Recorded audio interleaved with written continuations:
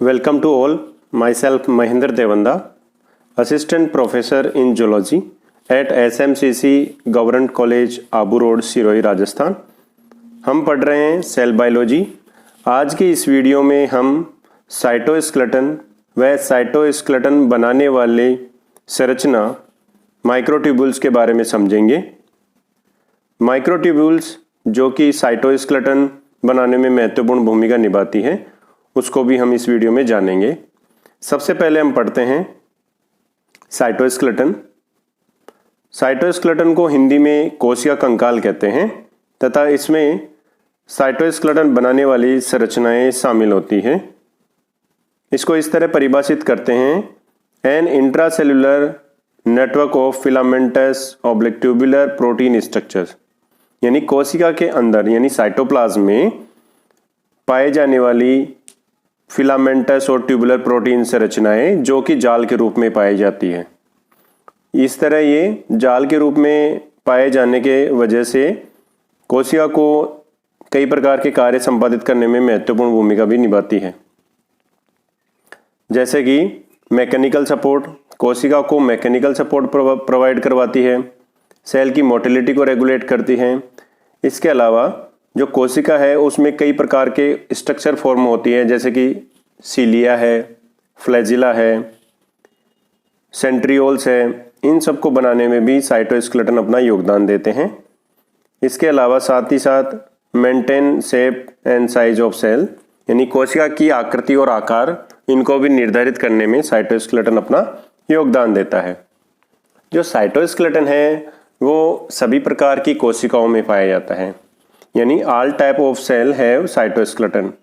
All type of cell से meaning यहाँ पर प्रोकैरियोटिक एंड यूकैरियोटिक कोशिकाओं से है, जहाँ पर प्रोकैरियोटिक में भी पाया जाता है और यूकैरियोटिक कोशिकाओं में भी साइटोस्केलेटन पाया जाता है। जैसे कि यहाँ पर एक डायग्राम दिखाया गया है, ये एक यूकैरियोटिक सेल है जिसमें 3 प्रकार के साइटोस्केलेटन यहाँ पर दिखाए गए हैं। पहला है माइक्रोट्यूब्यूल्स, दूसरा है इंटरमीडिएट फिलामेंट्स और थर्ड है एक्टिन फिलामेंट्स। इन तीनों को अगर आप डायग्राम में ध्यान से देखें तो ये जिसमें से इंटरमीडिएट फिलामेंट तो आपको बिल्कुल इस तरह नेटवर्क के रूप में आपको दिखाई दे रहा है, यानी ये जाल बना रहा है। दूसरी जो स्ट्रक्चर्स है माइक्रोट्यूब्यूल्स, वो बिल्कुल रोड लाइक स्ट्रक्चर है जो अलग अलग लेंथ में ये पाई जाएगी। और एक्टिन फिलामेंट भी इसी तरह से कई प्रकार के कार्य संपादित करते हैं। साइटोस्केलेटन के बाद में हम बात करते हैं इसी के फंक्शंस के बारे में, यानी जो साइटोस्केलेटन है उसके कार्य क्या क्या होते हैं, इसको समझते हैं। साइटोस्केलेटन जो है वो कोशिका के अंदर पाए जा रहे हैं, ये तो हमें समझ में आ गया, साइटोप्लाज्म में पाए जाते हैं। तो ये करेंगे क्या, इसको हम कैटेगराइज किया हुआ है, इसको क्लासीफाई किया हुआ है। तो सबसे पहले स्ट्रक्चर एंड सपोर्ट, यानी इसकी संरचना बनाने में और इसको सहारा प्रदान करने में, यानी कि इसको कोशिका के बारे में बात हो रही है क्योंकि ये सेल साइटोस्केलेटन है। सेल का स्केलेटन होने की वजह से ये सेल को स्ट्रक्चर और उसको सहारा प्रदान करने में मदद करते हैं। किस तरह से? It provide shape and mechanical support to the cell. इसकी कोशिका की आकृति जो शेप है उसको बनाने में तथा मैकेनिकल सपोर्ट प्रदान करने में योगदान दे रहे हैं। साथ ही साथ connect to cell with extracellular matrix, यानी ECM। एक्स्ट्रा सेलुलर मैट्रिक्स क्या होता है? एक्स्ट्रा सेलुलर यानी सेल के बाहर की तरफ जो मैट्रिक्स पाया जाता है उसको एक्स्ट्रा सेलुलर मैट्रिक्स कहते हैं। यानी कोशिका के बाहर ये प्रेजेंट हो गया, तो कोशिका के बाहर जो ये मैट्रिक्स पाया जा रहा है उसको कोशिका के अंदर से जोड़ने का जो कार्य होता है वो साइटोस्केलेटन करता है। हम जानेंगे आगे कि किस तरह से इसको जोड़ने का काम करता है। नेक्स्ट कार्य की बात करें, फंक्शंस की बात करें, intracellular transport. Intracellular means cell के अंदर ट्रांसपोर्ट की मैकेनिज्म को किस तरह ये रेगुलेट करता है या किस तरह करता है। तो ट्रांसपोर्टेशन ऑफ वेसिकल्स, वेसिकल्स को हम छोटी स्मॉल वेसिकल्स, जैसे गोल्जी बॉडी से कुछ वेसिकल्स निकलती है, उन वेसिकल्स में कुछ मॉलिक्यूल्स पाए जाते हैं, तो उन मॉलिक्यूल्स को सेल के बाहर भेजना पड़ता है, सेल में अलग अलग जगह पर उसको भेजना पड़ता है। तो इस प्रोसेस को, यानी जो वेसिकल को एक जगह से दूसरी जगह अगर भेजना हो कोशिका के, चाहे वो अंदर हो या जो सेल की मेम्ब्रेन है वहां तक उसको भेजना हो वेसिकल को, तो इस प्रक्रिया में साइटोस्केलेटन अपना योगदान देता है, साइटोस्केलेटन मदद करता है। जैसे और दूसरा एग्जाम्पल जैसे न्यूरोट्रांसमीटर है। न्यूरोट्रांसमीटर न्यूरॉन की सेल में प्रवाहित होता है और उसके बाद में एक्सोन टर्मिनल से बाहर एक्सोसाइटोसिस हो जाता है, सेल के बाहर कर दिया जाता है।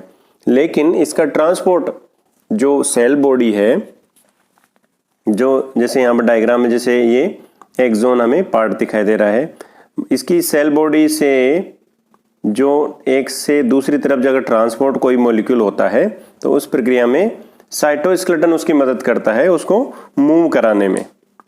नेक्स्ट फंक्शंस की बात करें, कोशिका कंकाल जो संरचनाएं हैं उसके कार्यों में कॉन्ट्रैक्शन एंड मोबिलिटी, कॉन्ट्रैक्शन संकुचन और मोबिलिटी यानी परिवहन से संबंधित। It support migration of cell organelles, ये क्या करता है जो सेल के ऑर्गेनेल्स हैं, देखो जो जाल तो बना लिया इन्होंने, लेकिन सेल के अंदर कई प्रकार के ऑर्गेनेल्स पाए जाते हैं, छोटे भी हो सकते हैं वो बड़े आकार के भी हो सकते हैं, जिसमें से हम जानते हैं कि जैसे माइटोकॉन्ड्रिया है, गोल्जी कॉम्प्लेक्स है, पेरोक्सिसोम्स है, बहुत सारी वेसिकल्स हैं, मतलब इतने सारे ऑर्गन्स हैं, उनको ट्रांसपोर्ट, थोड़ा बहुत ट्रांसपोर्ट वो अपनी जगह से मूव तो करते ही हैं क्योंकि सेल कोई सॉलिड कोई स्ट्रक्चर तो है नहीं, तो वहाँ पर उसके मोशन के लिए, उसके मूवमेंट में ये सहारा प्रदान करने का काम करते हैं, यानी उसको सपोर्ट कर रहे हैं सेल ऑर्गेनेल्स को। नेक्स्ट मसल्स कॉन्ट्रैक्शन, मसल्स का जो कॉन्ट्रैक्शन होता है उसमें एक्टिन और मायोसिन फिलामेंट आपने सुना होगा, वो भी एक तरह के साइटोस्केलेटन ही है। मूवमेंट, कई प्रकार के मूवमेंट में जिसमें कई प्रकार के चाहे सब्सटेंस पदार्थ हो सकते हैं, इनका एक जगह से सेल के एक कोने से दूसरे कोने पर अगर किसी चीज़ को भेजना है तो उसमें भी साइटोस्केलेटन अपना योगदान देता है।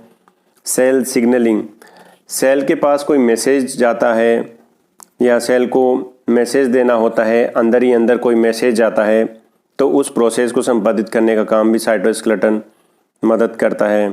इसके अलावा सेल मोबिलिटी, सेल की मोबिलिटी को भी ये डिसाइड करता है। अब हम बात करते हैं आगे कार्यों में स्पेशल ऑर्गेनाइजेशन।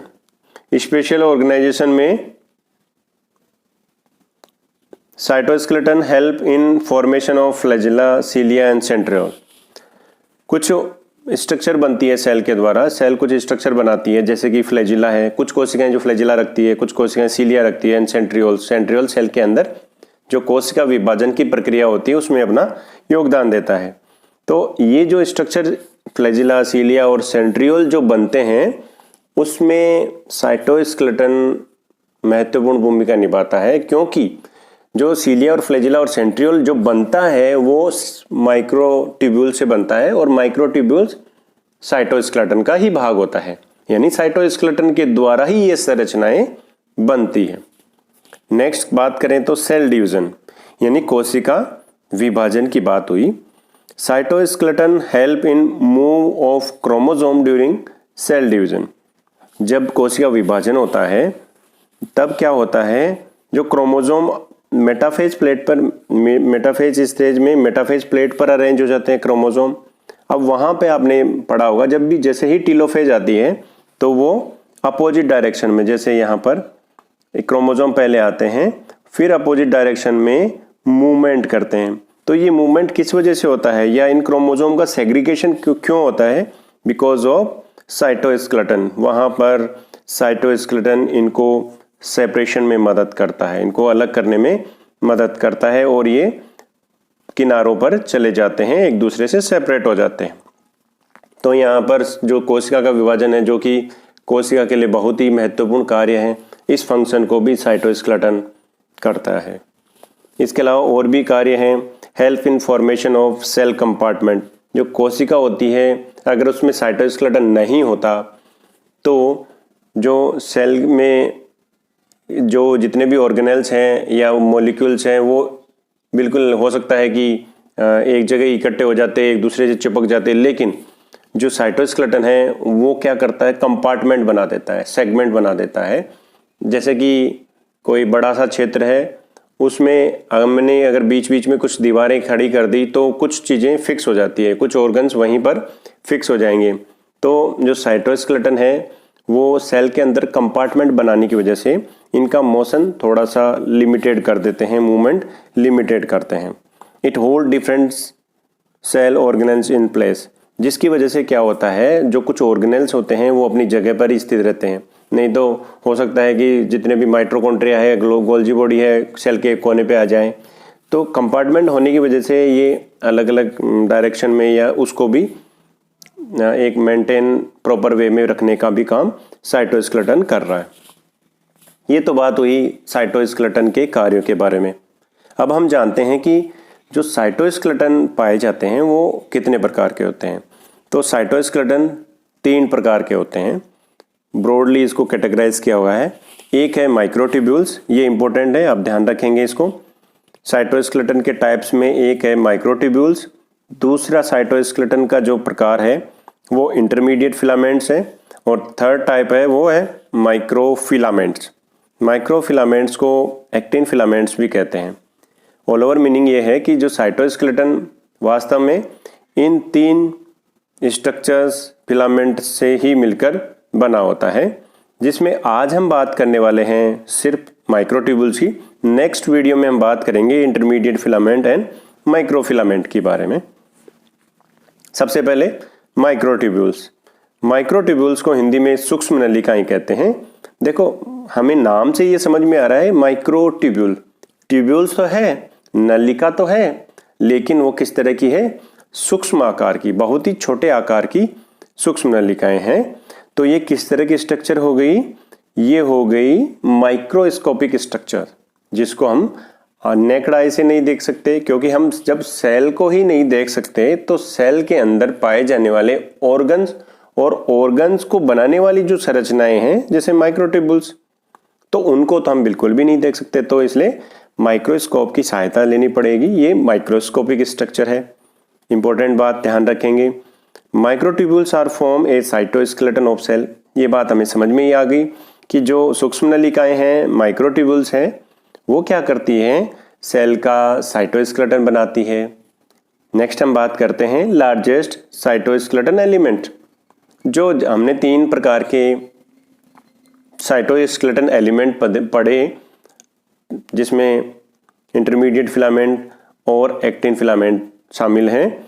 तो एक्टिन और अगर इंटरमीडिएट फिलामेंट इन और माइक्रोट्यूब्यूल्स, इन तीनों को कंपेयर करें तो इनमें जो सबसे बड़े आकार के होते हैं तो वो सूक्ष्म नलिकाएं ही होती है। नेक्स्ट हम बात करते हैं कि वास्तव में सूक्ष्म नलिकाएं या माइक्रोट्यूब्यूल्स है वो किस तरह की होती है। तो आपको डायग्राम में यहाँ दिखाई दे रहा है, एक डायग्राम आपने देख पा रहे होंगे। तो ये स्ट्रक्चर आपको इस तरह की है और ये इसका माइक्रोस्कोपिक व्यू दिखाया गया है। तो आपको ये अगर संरचनाएं आप इसको ठीक से गौर करेंगे तो ये होलो पाइप की जैसे स्ट्रक्चर है, यानी जैसे जो जिसमें एक कैविटी पाई जाती है। यानी ये जो सूक्ष्म नलिकाएं हैं वो किस तरह की स्ट्रक्चर है, होलो यानी खोखली, सिलेंड्रिकल और ट्यूब लाइक स्ट्रक्चर, एक ट्यूब के समान संरचना होती है। That maintain cell shape and cellular mobility, जो कि सेल की आकृति यानी जो सेल का जो किस तरह की सेल होगी, आकार किस तरह का होगा, और सेल की मोबिलिटी को डिसाइड करने में ये योगदान दे रहे हैं। अब हम बात करते हैं जो माइक्रोट्यूब्यूल्स हैं उसकी खोज किसने की थी। क्योंकि हर ऑर्गेनेल्स, जैसे पहले सेल के बारे में नहीं पता था, जैसे ही माइक्रोस्कोप का आविष्कार हुआ उसके बाद में कोशिका को जाना, और एडवांस जैसे ही माइक्रोस्कोप में और एडवांस जानकारी प्राप्त हुई, हमने ऑर्गेनेल्स के बारे में जाना, और एडवांस हुई, हमने और स्ट्रक्चर को और आगे बढ़ाया। तो ऐसे ही सूक्ष्म नलिकाएं, क्योंकि छोटे आकार की कारण इनको काफ़ी बाद में खोजा गया।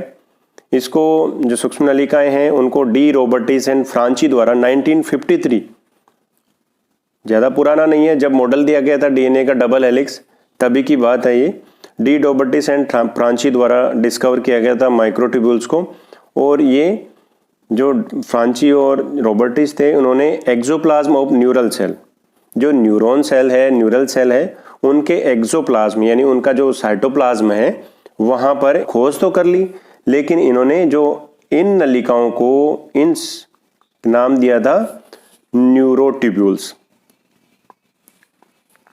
लेकिन वास्तव में सूक्ष्म नलिकाएं नाम देने का श्रेय स्लॉटर एंड बैक द्वारा, स्लॉटर बैक थे, स्लॉटर बैक ने माइक्रोट्यूब्यूल्स नाम दिया था 1963 में। ये ध्यान रखेंगे आप लोग। तो ये किस तरह की स्ट्रक्चर हो गई, ये एक होलो सिलेंड्रिकल स्ट्रक्चर है। अब हम सूक्ष्म नलिकाएं पढ़ रहे हैं। सबसे पहले और देखते हैं इसमें प्रेजेंस, यानी ये कौन कौन सी कोशिकाओं में पाई जाती है।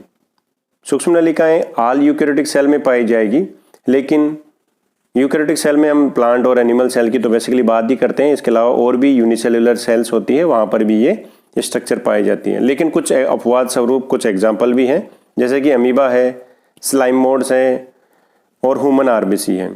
इनमें माइक्रोट्यूब्यूल्स नहीं पाई जाती है। इनमें दूसरी प्रकार की जो साइटोस्केलेटन बनाने वाली संरचनाएं हैं वो इसके आकार को बनाने में योगदान दे रही है। Absent in prokaryotic cells, microtubules जो है वो प्रोकैरियोटिक कोशिकाओं में अनुपस्थित होती है, लेकिन माइक्रोट्यूब्यूल्स की जैसे या उसके होमोलोगस कुछ स्ट्रक्चर होती है वो इसमें साइटोस्केलेटन का फॉर्मेशन करती है। प्रोकैरियोट्स में क्या होता है, एफटीएस एक प्रोटीन है जो कि हम कह सकते हैं होमोलोगस टू माइक्रोट्यूब्यूल्स फंक्शन करती है, माइक्रोट्यूब्यूल्स के समान समजात फंक्शन करती है और इनकी स्ट्रक्चर ट्यूबुलिन के समान होती है। हम पढ़ेंगे जो ट्यूबुलिन है वो एक प्रकार की प्रोटीन है जो कि माइक्रोट्यूब्यूल्स को बनाने में योगदान दे रही है। एफटीएस है is present which help bacterial cell division. FTS क्या करती है, बैक्टीरिया में कोशिका जो विभाजन की प्रक्रिया है उसमें योगदान देती है। यहाँ पर साइटोस्केलेटन नहीं बना के जो कोशिका का विभाजन है उसमें ही मदद करती है। अगर इसको फुल फॉर्म करें FTSZ को, तो फिलामेंटिंग टेम्परेचर सेंसिटिव म्यूटेंट जेड। इस जितनी भी जीन्स है या किसी पर्टिकुलर चीज़ को नाम दिया जाता है तो उसके म्यूटेंट के आधार पर दिया जाता है। जब आप हायर स्टडीज़ करेंगे तो आप समझ पाएंगे कि ये नाम उसमें उस जीन में म्यूटेंट करने के बाद में उसके एक्सप्रेशन नहीं होने पाने से उसके कार्य की अनुपस्थिति के कारण ये नाम दिया जाता है। नेक्स्ट हम बात करें जो माइक्रोट्यूब्यूल्स है उसकी जो आकार होगा, शेप होगा, वो किस तरह का होगा। तो माइक्रोस्कोपिक, ये तो हमें समझ में आ गया कि इसकी माइक्रोस्कोपिक स्ट्रक्चर है। अनब्रांच्ड यानी इसमें किसी प्रकार की ब्रांच नहीं पाई जाएगी। सिलेंड्रिकल आकार की होगी। ट्यूबुलर कह सकते हैं, ट्यूब के समान। Wall are made up of protofilament. Important बात है जो यहाँ पर आपको ये डायग्राम देखो इसको ध्यान से, इसमें आपको जो छोटी छोटी ग्लोबुलर स्ट्रक्चर जो आपको दिखाई दे रही है कई प्रकार की, जो ये लाइन में जो लगी हुई है, ये है प्रोटोफिलामेंट्स या हम कहें इनको ट्यूब्यूल्स, ये हैं। तो जो इसकी बीच में आपको कैविटी भी दिखाई दे रही है, ये कैविटी है और इसके जो किनारे मतलब कैविटी के चारों तरफ क्या है, ये प्रोटोफिलामेंट है। जो प्रोटोफिलामेंट की जो संख्या होती है वो 13 होती, 13 होती है। अब अगर इसका हम डायामीटर देखें साइज में, तो डायामीटर इस तरह से हम इसको मेज़र करें तो डायामीटर इसका लगभग 25 नैनोमीटर या हम कहें 250 एंगस्ट्रॉन्ग में इसका डायामीटर पाया जाता है। लेंथ इसकी वेरी करती है। लेंथ वेरी इसलिए करती है क्योंकि ये स्टेबल स्ट्रक्चर नहीं होती है, कोई फिक्स स्ट्रक्चर नहीं पाई जाती है। ये बनती है, बिगड़ती है, या हम कहें कि ये जब बहुत सारे मॉलिक्यूल्स आपस में जुड़ते हैं तो उसके बाद में इसका फॉर्मेशन होता है। लेकिन ये प्रक्रिया बनती रहती है, होती रहती है, क्योंकि जैसे कुछ प्रक्रिया में सीलिया बनाना है तो वहाँ पर अलग प्रकार की मतलब उसमें लेंथ अलग होगी, फ्लैजिला होगी, उसमें माइक्रोट्यूब्यूल्स जो होगी वो अलग प्रकार से बिहेव करती है। इस आधार पर इसकी लेंथ वेरी करती है। इसके जो कार्य होते हैं, important role in maintenance of cell size and cell shape, कोशिका के आकार और आकृति को बनाए रखने में महत्वपूर्ण भूमिका। फॉर्म सेल्यूलर स्ट्रक्चर, कुछ सेल की जो स्ट्रक्चर है जैसे एक्सोपोडिया इन हेलियोजोआ। हेलियोजोआ एक्चुअली प्रोटोजोआ में एक ग्रुप है, वहाँ पर एक्सोपोडिया का फॉर्मेशन होता है। जैसे आपने नाम सुना होगा एक्टिनोफ्रिस, एक्टिनोफ्रिस जिसको सन एनिमल्स कहते हैं, जिसमें बहुत सारे एक्सोपोडिया निकलते हैं, उसका जो फॉर्मेशन होता है उसमें माइक्रोट्यूब्यूल्स मदद करते हैं। Cilia, flagella, basal body, spindle fibres जो कि सेल डिवीजन में पार्टिसिपेट करती है, टेल ऑफ स्पर्म, शुक्राणु की जो पूंछ बनती है, सेंसरी हेयर, इन सब का जो निर्माण होता है उसमें माइक्रोट्यूब्यूल्स अपना योगदान देते हैं। अब हम बात करते हैं माइक्रोट्यूब्यूल्स की जो संरचना होती है वो कैसे होती है। ये तो हमें समझ में आ गया कि होलो और सिलेंड्रिकल अनब्रांच स्ट्रक्चर है। अब हम इसको और डिटेल से जानने का प्रयास करते हैं। A fine structure within a cell that seen only by high magnification electron microscope. इसको हम सिर्फ इलेक्ट्रॉन माइक्रोस्कोप के थ्रू ही हम देख सकते हैं, हाई मैग्निफिकेशन पे देखना पड़ेगा। Central hollow part of microtubules called lumen. जो इसका जो मेन सेंटर पार्ट है, बाहर की तरफ आपको ये प्रोटोफिलामेंट जो इसकी दीवार बनाने का काम करती है, लेकिन जो बीच का भाग है वो लूमेन कहलाता है। यानी जो इसको इस तरह जो ये आपको भाग दिखाई दे रहा है ये लूमेन भाग है। नेक्स्ट हम बात करते हैं इसी में, microtubules compose of 13 protein subunit called protofilament. जो माइक्रोट्यूब्यूल्स जो बनती है वो 13 प्रोटीन सब यूनिट जिनको हम प्रोटोफिलामेंट्स कहते हैं। जैसे यहाँ पर आपको एक स्ट्रक्चर, ये स्ट्रक्चर दिखाई दे रही है, इसमें आप काउंट करो 1 2 3 4 5, ये 13 प्रोटोफिलामेंट्स हैं। इनके आपस में मिलने से माइक्रोट्यूब्यूल्स बनती है। प्रोटोफिलामेंट्स आर अरे side by side around a central core and form A tube. ये जो प्रोटोफिलामेंट हैं वो इस तरह से होते हैं, जैसे ये एक प्रोटोफिलामेंट है, एक प्रोटोफिलामेंट, एक प्रोटोफिलामेंट है, ये एक दूसरे पर ऐसे जुड़ते रहते हैं और एक ट्यूब लाइक स्ट्रक्चर का फॉर्मेशन करते हैं।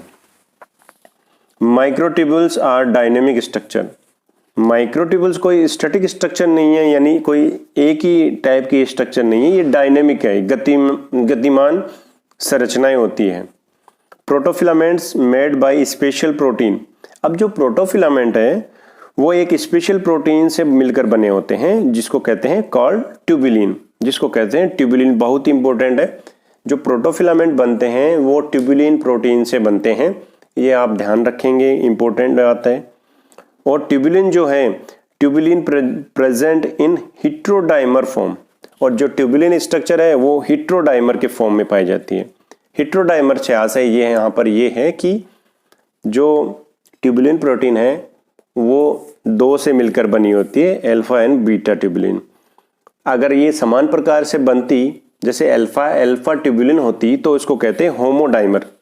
डाइमर का मतलब 2, अगर समान प्रकार की होती तो उसको होमो कहते, लेकिन ये विषम प्रकार की है, अल्फा और बीटा है, इसलिए इसको कहते हैं हेटेरोडाइमर फॉर्म। यानी ट्यूबुलिन प्रोटीन जो है, ट्यूबुलिन जो स्ट्रक्चर है उसमें हेटेरोडाइमर फॉर्म में वो पाई जाती है। उसको समझें उससे पहले हम ये समझ लेते हैं कि जो टाइप्स ऑफ माइक्रोट्यूब्यूल्स किस प्रकार की पाई जाती है माइक्रोट्यूब्यूल्स। ये तो हमने जान लिया कि जो माइक्रोट्यूब्यूल्स में 13 प्रोटोफिलामेंट पार्टिसिपेट करते हैं।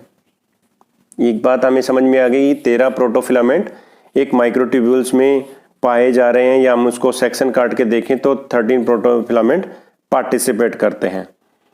जो टाइप्स ऑफ माइक्रोट्यूब्यूल्स में हैं, सबसे पहले हम बात करते हैं सिंगलेट माइक्रोट्यूब्यूल्स के बारे में।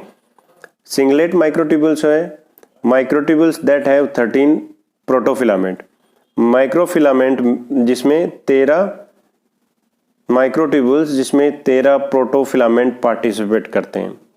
किस तरह से पार्टिसिपेट करते हैं, जैसे यहाँ पर आपको स्ट्रक्चर दिखाई दे रही है, इसमें इसको कहते हैं सिंगलेट माइक्रोट्यूब्यूल्स, क्योंकि इसमें एक ही प्रकार की प्रोटोफिलामेंट यानी 13 प्रोटोफिलामेंट ही पार्टिसिपेट करते हैं। लेकिन जब हम डबलेट माइक्रोट्यूब्यूल्स की बात करते हैं तो डबलेट माइक्रोट्यूब्यूल्स में क्या होता है, माइक्रोट्यूब्यूल्स दैट हैव आर 13 + 10 और 11 प्रोटोफिलामेंट। यानी डबलेट माइक्रोट्यूब्यूल्स में क्या होता है, एक तरफ तो 13 फिलामेंट तो रहेंगे ही, लेकिन दूसरी तरफ जो दूसरे 13 प्रोटोफिलामेंट जो जुड़ते हैं उनमें 13 नहीं जुड़ के या तो 10 जुड़ेंगे, 10 जुड़ेंगे या 11 प्रोटोफिलामेंट ही जुड़ेंगे। इसमें इसका मीनिंग ये है कि इसमें लगभग 2 या 3 कॉमन प्रोटोफिलामेंट हो जाते हैं। तो इस तरह की जो डबलेट फॉर्म में जो माइक्रोट्यूब्यूल्स पाई जाती है वो सीलिया और फ्लैजिला में पाई जाती है। जब आप सीलिया और फ्लैजिला की स्ट्रक्चर पढ़ते हैं, जैसे यहाँ पर आप एक डायग्राम देखिए, नीचे ही नीचे जो यहाँ पे ये दिखाया हुआ है, ये एक ऐसे माजम करके चलो, ये एक सीलिया का डायग्राम है। सीलिया के डायग्राम में आपको कॉर्नर पे जो आपको ये स्ट्रक्चर दिखाई दे रही है, जो छोटी छोटी गोलाकार स्ट्रक्चर दिखाई दे रही है, इसी को, ये जो स्ट्रक्चर है इसी को ही इस फॉर्म में दिखाया गया है। जो आपको यहाँ पर ये दिखाई दे रही है ना संरचना, ये यही है। और इसमें कुछ प्रोटोफिलामेंट कॉमन हो जाते हैं जिनकी संख्या 2 से 3 हो सकती है। नेक्स्ट हम बात करते हैं इसी में टाइप्स ऑफ माइक्रोट्यूब्यूल्स में ट्रिपलेट माइक्रोट्यूब्यूल्स। जो ट्रिपलेट माइक्रोट्यूब्यूल्स में क्या होता है, 13 प्रोटोफिलामेंट की जो एक एक यूनिट थी, यानी सिंगल 3 माइक्रोट्यूब्यूल्स के प्रोटोफिलामेंट आपस में जुड़ते हैं। और इसमें भी वैसा ही होता है, एक में तो 13 रहेंगे ही, जैसे पहले वाले में किसी भी को भी आप 1 दे सकते हैं, तो इसमें 13 है। दूसरे में जो होगा वो 10 या 11 होंगे, और इसके बाद में भी 10 और 11 होंगे, यानी इनमें भी 2 या 3 प्रोटोफिलामेंट कॉमन हो जाते हैं। इसका एग्जाम्पल है सेंट्रियोल। जैसे यहाँ पर आपको सेंट्रियोल दिखाई दे रहा है, सेंट्रोसोम, जिसमें सेंट्रियोल पार्टिसिपेट करके सेंट्रोसोम का फॉर्मेशन करते हैं। अब जो सेंट्रियोल्स हैं उसमें आपको कलर पिक्चर में दिखाया गया है कि अलग अलग कलर में आपको 3 इस तरह स्ट्रक्चर दिखाई दे रही होगी, तीनों आपस में जुड़े हुए हैं और वो इस तरह आपस में जुड़े हुए हैं।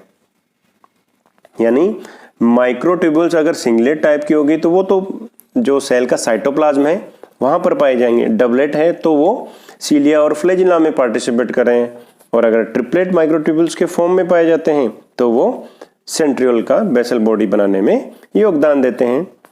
अब हम वापस अपने टॉपिक को स्ट्रक्चर में, माइक्रोट्यूब्यूल्स के स्ट्रक्चर में देख रहे हैं। जो हमने जाना था कि जो प्रोटोफिलामेंट है 13 है, जो प्रोटोफिलामेंट है उसमें ट्यूबुलिन भाग ले रही है। ट्यूबुलिन जो है compose of 2 monomer unit, 2 monomer unit से मिलकर बना होता है, जो कि अल्टरनेट फॉर्म में पाई जाती है। 2 मोनोमर यूनिट कौन कौन सी, अल्फा ट्यूबुलिन और दूसरी है बीटा ट्यूबुलिन। ये दोनों जो अल्फा और बीटा ट्यूबुलिन है, ये एक तरह की ग्लोबुलर प्रोटीन है। गोलाकार तरह से हम कह सकते हैं कि इस तरह की ये प्रोटीन संरचना है। नेक्स्ट हम इसी में बात करते हैं, both tubulin protein form a microtubule by process of polymerization. जो अल्फा और बीटा ट्यूबुलिन है वो माइक्रोट्यूब्यूल्स बनाती है। एक्चुअली वो प्रोटोफिलामेंट भी बना रही है, और प्रोटोफिलामेंट वास्तव में क्या है, एक तरह से माइक्रोट्यूब्यूल का ही भाग होता है। ये जो माइक्रोट्यूब्यूल्स कैसे बनाती है, बाय पॉलीमराइजेशन, यानी बहुलीकरण की जो प्रक्रिया होगी उसके बाद में माइक्रोट्यूब्यूल्स का फॉर्मेशन होता है, and to form the 13 protofilament. और 13 प्रोटोफिलामेंट इस तरह से जुड़ जाते हैं, और ये इनके बीच में जो बॉन्ड पाया जाएगा तो वो कैसा होगा, नॉन कोवेलेंट बॉन्ड होगा। इसको डायग्राम में समझने का प्रयास करते हैं। देखो हमारे पास 2 तरह की प्रोटीन हो गई, एक हो गई अल्फा ट्यूबुलिन और दूसरी प्रोटीन है बीटा ट्यूबुलिन। हम ये जान चुके हैं दोनों ग्लोबुलर प्रोटीन है।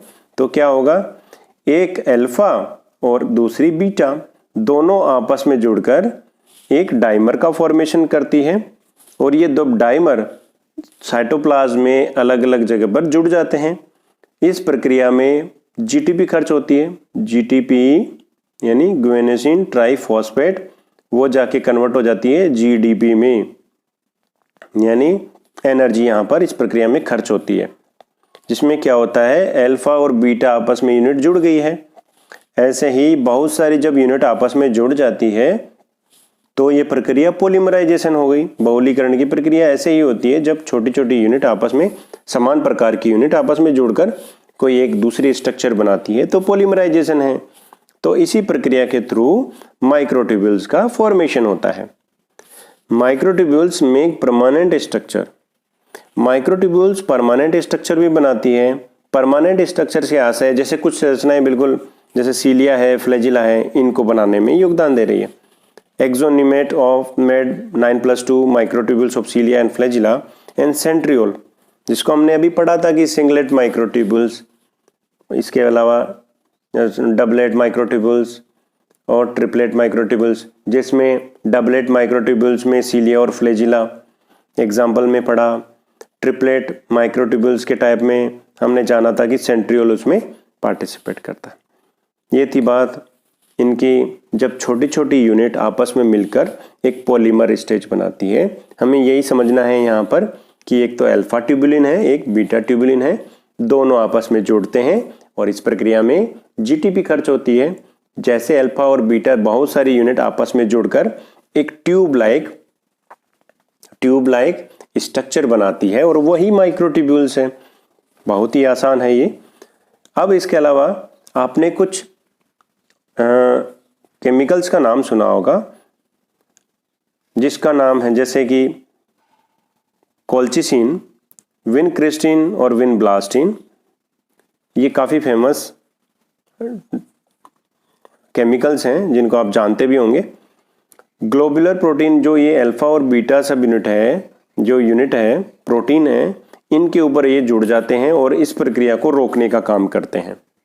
यानी हम ये कहें कि अगर ये हमने जान चुके हैं कि सेल डिवीजन में कहीं ना कहीं माइक्रोट्यूब्यूल्स पार्टिसिपेट करती है, तो अगर सेल को डिवाइड करने से अगर हमें रोकना है तो हमें कोल्चिसिन, विनक्रिस्टिन और विनब्लास्टिन का यूज़ करना पड़ेगा।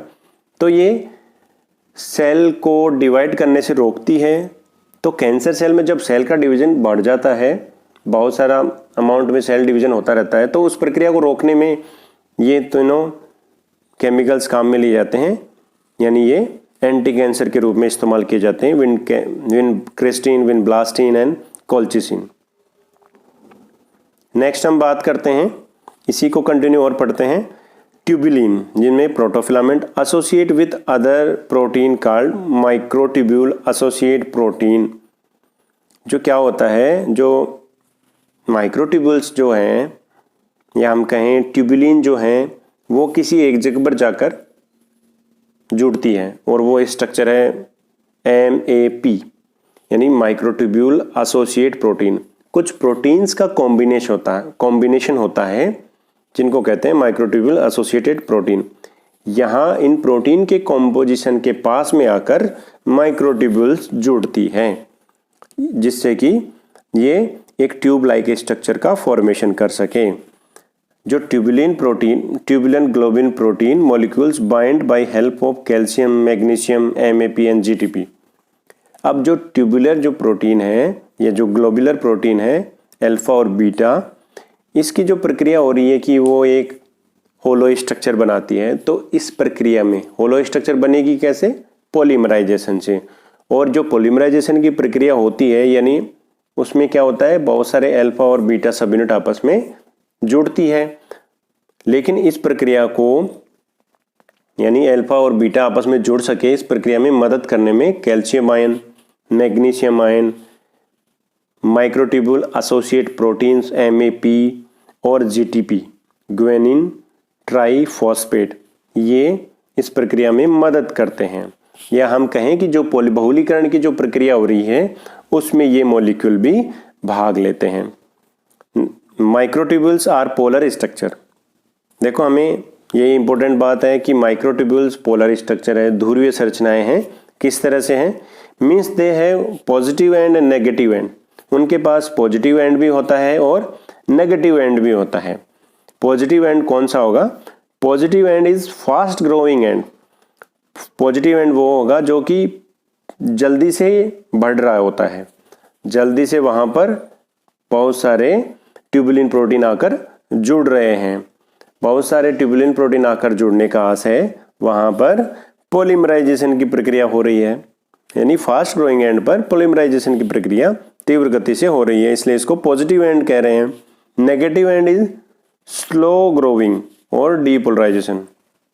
नेगेटिव जो एंड होता है वहाँ पर डीपोलराइजेशन की प्रक्रिया होती है, यानी वहाँ पर माइक्रोट्यूब्यूल्स डिसोसिएट होती है, वहाँ से अलग होती है।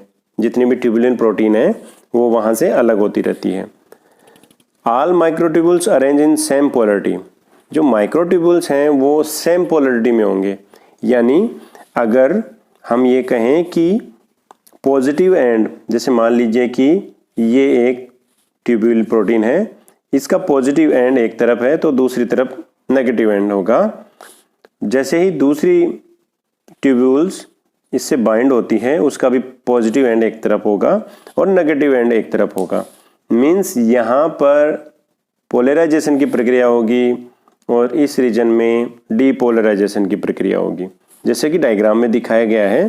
डायग्राम में हम क्या देख रहे हैं, ये जो स्ट्रक्चर जो इसका ये जो वाला हिस्सा है ये इसका माइनस एंड है, ये नेगेटिव एंड है। दूसरा जो भाग आपको यहाँ पर दिखाई दे रहा है, यहाँ पर बहुत सारी अल्फा और बीटा यूनिट जुड़ रही है, इसलिए ही तो इसका आकार यूं इतना बढ़ गया है। तो यहाँ पर पोलराइजेशन की प्रक्रिया हो रही है और बाद में धीरे धीरे बैक स्तर से जो इसका नेगेटिव एंड है वहां से माइक्रोट्यूब्यूल डिसोसिएट होती रहती है। अब हम इसी को और आगे पढ़ते हैं। Beta subunit are expose at plus end. जो प्लस एंड होगा, जो इसका पॉजिटिव एंड होगा, वहां पर बीटा सब यूनिट होती है, while the alpha subunit are expose at the minus end. जहां पर डीपोलराइजेशन की प्रक्रिया होगी वहां का जो लास्ट जो ट्यूबुलिन होगा वो अल्फा ट्यूबुलिन होगा, और जहां पर पोलराइजेशन की प्रक्रिया हो रही है, बहुलीकरण की प्रक्रिया हो रही है, वहां पर बीटा सब यूनिट वहां पर जुड़ी हुई रहती है। यानी इसके ध्रुवीय पार्ट हो गए, एक अल्फा एक पॉजिटिव एंड हो गया और दूसरा नेगेटिव एंड हो गया। पॉजिटिव एंड पे जुड़ रहा है और नेगेटिव एंड पर ये रिलीज हो रहे हैं। अब हम बात करते हैं फंक्शंस ऑफ माइक्रोट्यूब्यूल्स, माइक्रोट्यूब्यूल्स के कार्यों के बारे में। ये तो हम एक एक करके इसको समझने का प्रयास करते हैं। फंक्शन एज ए साइटोस्केलेटन या सेल स्केलेटन, यानी कोशिका का कंकाल बनाते हैं सूक्ष्म नलिकाएं, ये तो हम पढ़ ही रहे हैं और हम जान भी चुके हैं। Formation of compartment in cell, कोशिका के अंतर्गत कंपार्टमेंट का निर्माण, सेगमेंट्स का निर्माण करने का कार्य माइक्रोट्यूब्यूल करती है। अंदर कई प्रकार की जालनुमा संरचना बना रही है तो ये कंपार्टमेंट बना रही है वहां पर। Help in formation of axopodia in protoplasm, protozoa, जो प्रोटोजोआ होते हैं, help in formation axopodia in protozoa. Protozoa में जैसे यहाँ पर एग्जाम्पल आपको एक्टिनोफ्रिस दिखाया हुआ है। एक्टिनोफ्रिस में जो एक्सोपोडिया, जो बाहर एक्सोपोडिया निकले हुए हैं, इनको जो बना रही है वो माइक्रोट्यूब्यूल्स ही बना रही है। इसके अलावा to maintain shape and size of cells, कोशिका की आकार और आकृति बनाने में योगदान दे रही है। जैसे कि कोल्यूमलर सेल किस तरह की होगी, कोल्यूमनर स्तंभाकार आकृति की होगी, कुछ गोलाकार सेल होगी तो वहाँ पर अलग तरह का अरेंजमेंट होगा माइक्रोट्यूब्यूल्स का। न्यूरॉन सेल्स में अलग प्रकार का माइक्रोट्यूब्यूल्स का अरेंज होगा। तो कोशिका के आकार को डिसाइड माइक्रोट्यूब्यूल्स करती है। स्ट्रक्चर बेस ऑफ सीलिया, अब कुछ स्ट्रक्चर बनाने में योगदान दे रही है, ये हम पढ़ चुके हैं। सीलिया को कैसे बना रही है, सीलिया में 9+2 स्ट्रक्चर पाई जा रही है।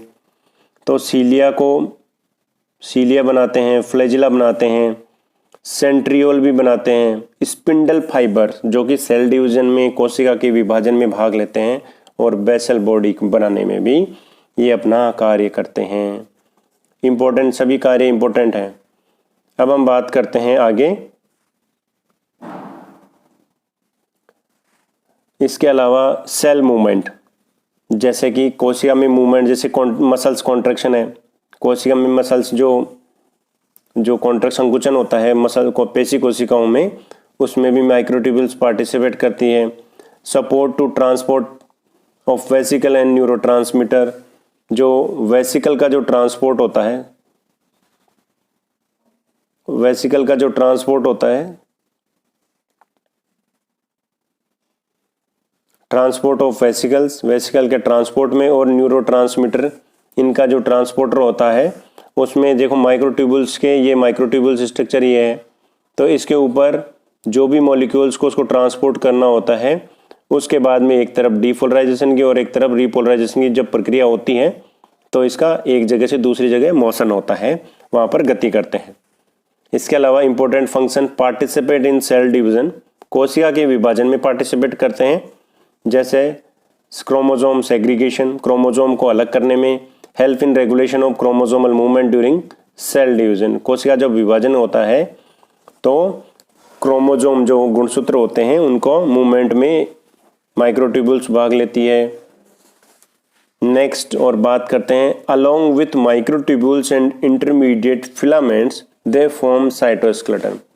ये माइक्रोट्यूबुल्स और इंटरमीडिएट फिलामेंट के साथ में मिलकर कोशिका का कंकाल बनाते हैं। ये थे इसके कार्यों के बारे में बात, माइक्रोट्यूबुल्स के कार्यों के बारे में बात थी। आप इसको एक बार नोट कर लेंगे, इनकी इम्पोर्टेंट बातें आप लोग अपनी कॉपी में नोट कर लेंगे। Thank you to all.